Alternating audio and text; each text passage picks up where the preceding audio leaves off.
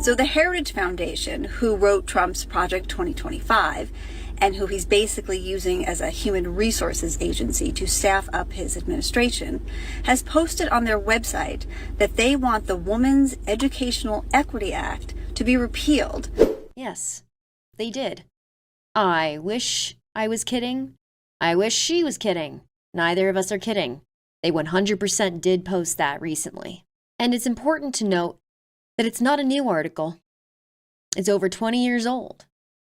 They've been working on taking away women's right to education, basically, for over 20 years.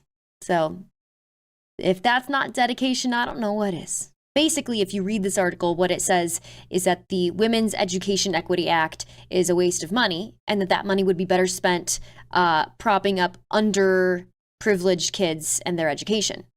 Though I don't know how they're going to do that if they defund the entire Department of Education in an effort to just get rid of funding for public schools. But let's go back to this video real quick, because I want you to hear why she thinks they are reposting this article right now in this specific time. Because women and girls are starting to surpass boys in education. They are starting to excel at reading and writing and civics. That one makes them particularly mad.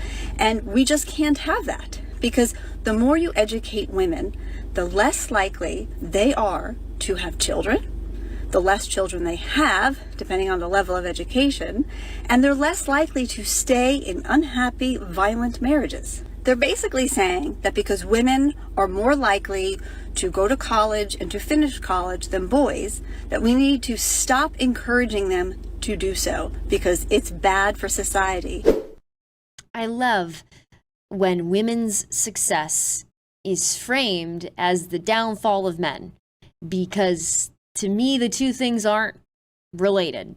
I guess what I have to say to the men who aren't finishing college and aren't getting those high-paying jobs, pull yourself up by your bootstraps, babe. That's what you tell everyone else.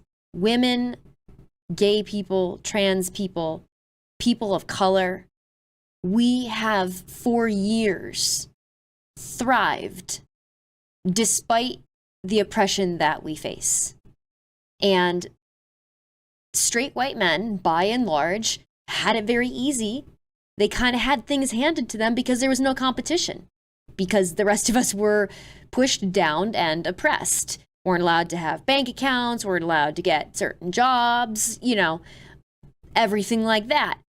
And now that I don't even want to call it equality, because it's really not. We're still not equal. We still don't have equality for any of those groups that I mentioned. But now that it's closer to equality,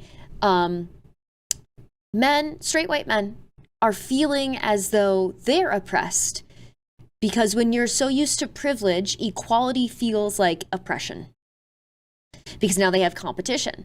Things aren't just handed directly to them. Sometimes other people are given a chance, and that, I think, is incredibly discouraging to them on whole.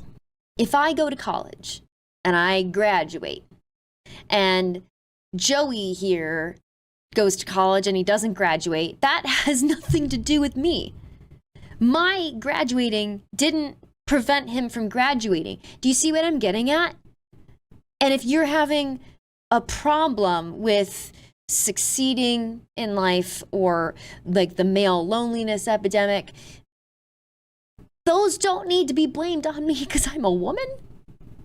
Sounds like a you problem. But my favorite side of this argument is that the more educated women become, the less they have children.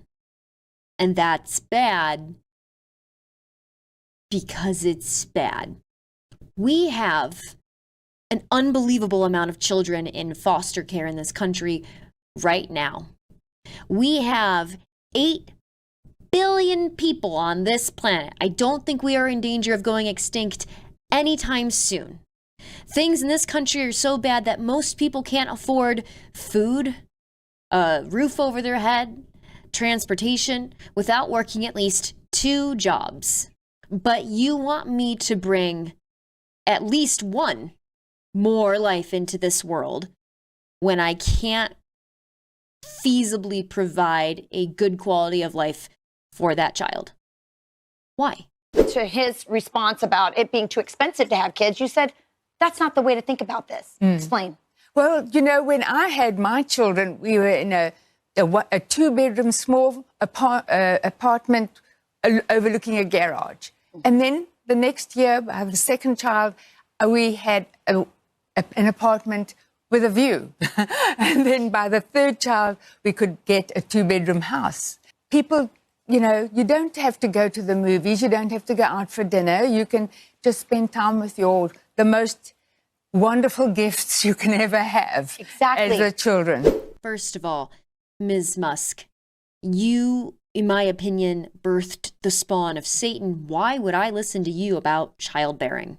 Second of all, who needs a good quality of life? Just pop out them babies. Don't take them to do anything. Go see a movie, you know, go out to eat. God forbid, take them to Disney World once or twice in their life. You know, can't afford to do that. Who cares? Just have the kid anyway. They don't deserve a nice life. We just want them to exist. It's twofold. You see, it controls women and it increases the labor force. That's all they want you to have kids for.